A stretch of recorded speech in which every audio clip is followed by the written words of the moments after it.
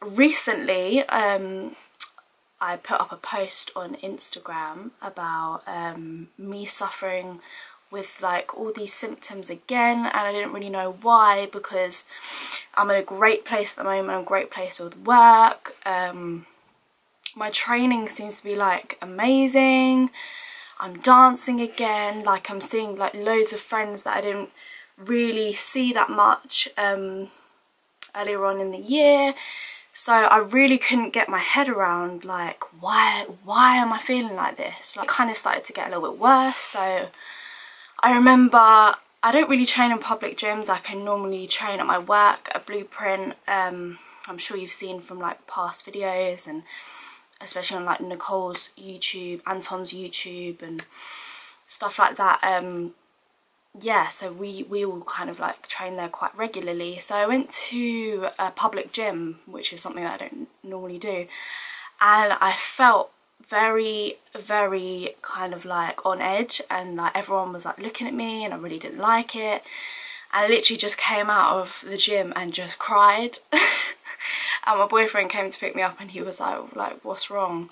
And again, like that was just a kind of light bulb moment that was like, Frankie, like there's something going on. Weeks and weeks later, I started to get like this awful rash on my chin, all along my nose, and then it started to kind of grow all up my cheeks, and it was like red, really bad sores kind of thing, but really dry. The kind of the excessive tiredness. So I would like one weekend I'd get like a crap load of sleep, and then I would go in to work on a Monday and I'd be like, do you know what, I could just go home and just sleep like the whole day.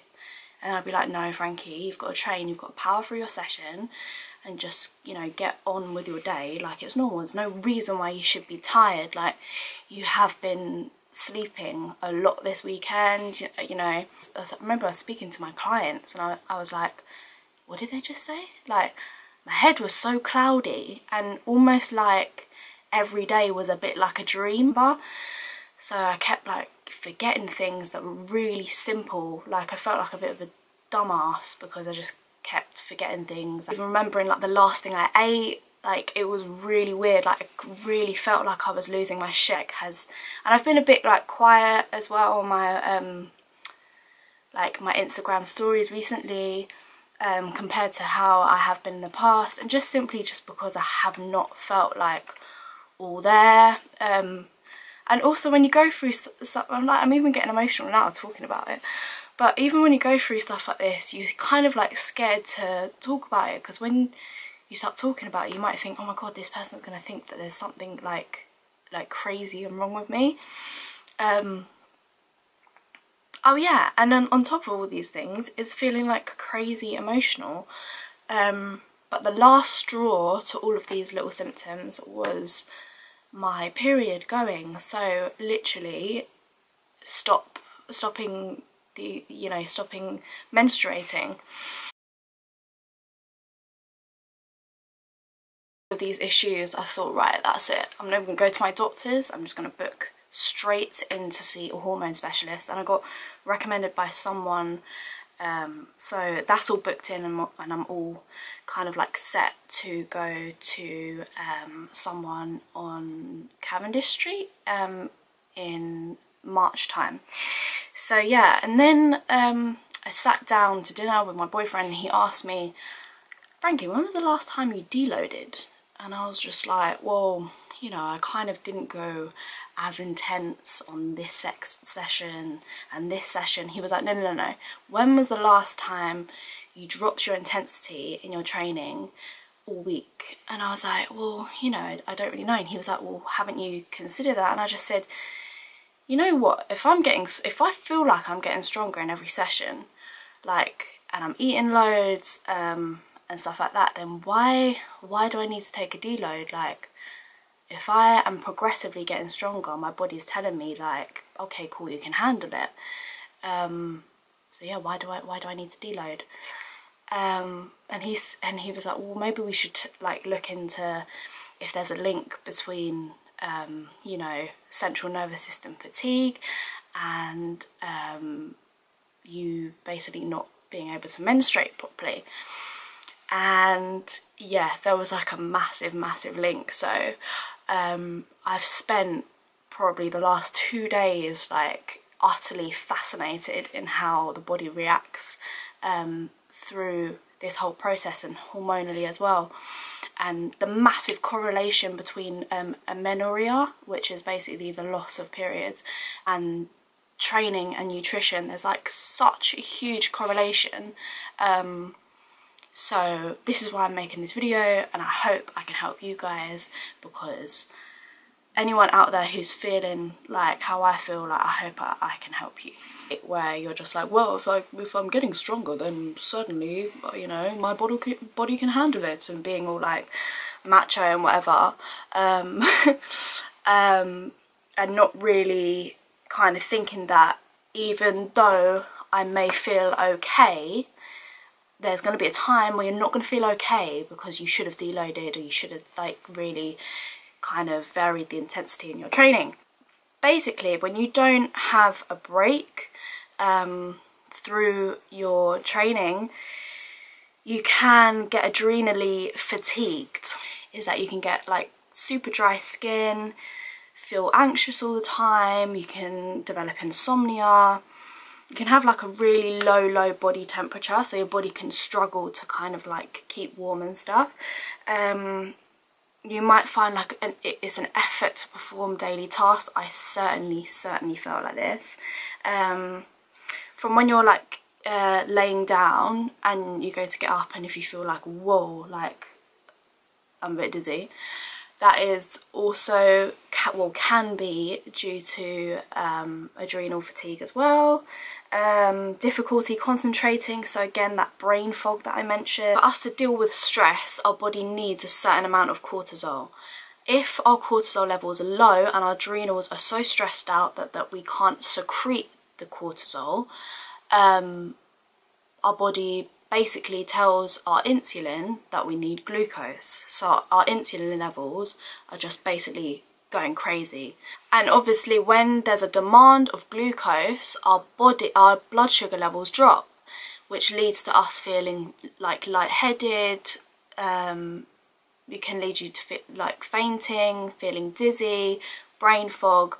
It might not even be your fault. It might not even be because your intake of food is too low, etc, etc. That is literally just what hormones can do to you. So it can leave you craving sugar and feeling lightheaded. So if you're not getting enough glucose, your body will start to try and take energy from protein, so from your muscle, which will lead to you feeling achy, and your DOMs and stuff being a lot worse than what they should be, which is again everything I experienced. You know, it was coming up to my second leg day, and I'm like, my legs still hurt. Like, why is my recovery so shit? And again, it's directed straight back to adrenal fatigue. So in order to get our cortisol levels back to where they need to be, our adrenals need to be back to where they should be. Can have a direct impact on your parasympathetic nervous system. Now this will have a direct impact on your gut motion and the muscles in your gut, which help you digest your food. And your sympathetic nervous system controls your body temperature, and I'm always cold, so I actually be like suffering from these symptoms for a very long time. I've read forums recently with females that have suffered from all these symptoms for 4 or 5 years and never really known why or got to the bottom of it. And you know, their lives revolve around training, and their lives revolve around controlling their food intake, and you know, they have missed periods, or their periods aren't regular. So it was kind of refreshing researching this and looking into the bottom of my issue, but kind of seeing where other females are coming from as well, and then listening to podcasts and stuff like that, and just knowing that, wow, it's actually quite a big issue, especially in the fitness industry, I feel. So that's why I've kind of wanted to do this vlog and create as much awareness on this issue as possible. Clearly, for the long days I have as well, like a lot of the time I have a 6 AM client and have an 8 PM client at night, so it's like pretty long days and quite stressful on the body.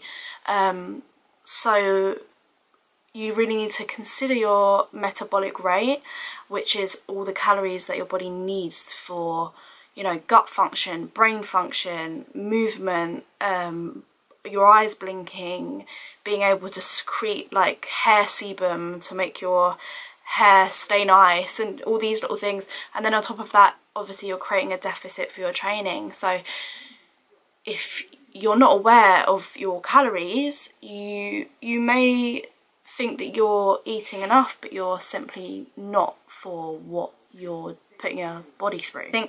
I think we're constantly being told to over exercise, or, you know, but control how we're exercising, or control how we're eating and stuff like that, to be in this kind of body shape that society recognizes as, do you know what, hey, you're in the fitness industry because you look like that.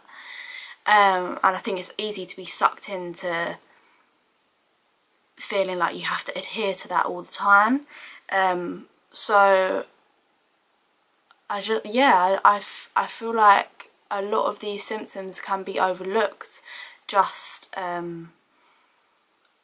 because we are so kind of like absorbed by following our own way of training and eating, and kind of like being in this athlete fitness culture, without considering that we came into the industry for fitness and well-being, and it is a way of life, but you know, you're sacrificing all this hormonal imbalance for it, and I think we'd be pretty ignorant to not realise that if something's not functioning properly, you know, we're gonna have to change our routine and change our ways of thinking in order to function better, even if that means that we feel absolutely fine and absolutely okay. Our bodies are trying to tell us that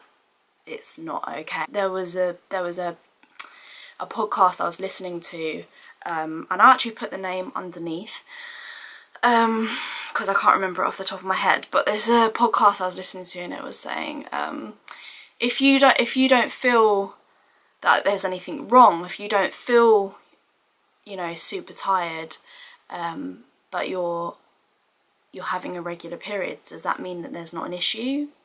There probably is an issue, and you should probably, you know, see someone about it, a specialist, because GPs still might fob that off as, oh, you know, you're fine, you're an athlete, you're lean, and that's pretty normal. But, you know, I think a lot of the time our bodies kind of tell us that there's something going on for a reason.